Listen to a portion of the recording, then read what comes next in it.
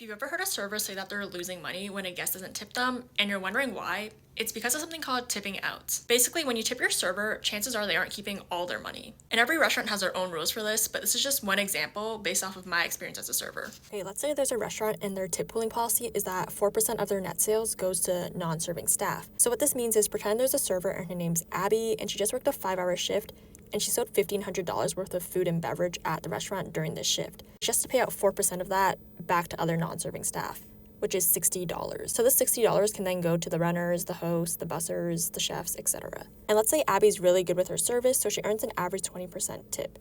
In this case, that's $300 because 20% of $1,500 is $300. But because she has to tip out $60, she actually just earns $240 in tips to take home. Here's the catch. If there's a table that doesn't tip and they racked up a $100 bill, Abby still needs to pay out 4% of that, which means she's actually paying $4 out of pocket.